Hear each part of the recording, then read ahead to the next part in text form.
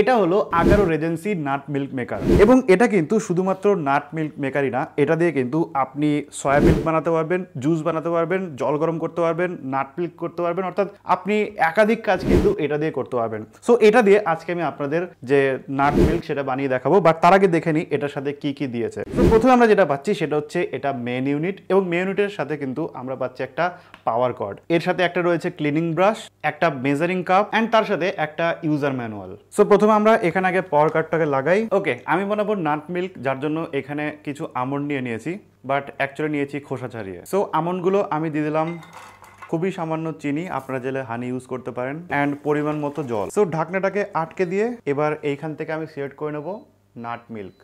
So nut মিল্কটা select করে দিলাম। সো আপনি এখানে প্রিসেট টাইম 1 ঘন্টা থেকে কিন্তু 12 ঘন্টা পর্যন্ত সেট করতে পারেন, ঠিক আছে। সো আমি জাস্ট নাট মিল্ককে ডাইরেক্ট ক্লিক করে দিলাম, অ্যান্ড এটা 15 মিনিটে সেট হয়ে গেল।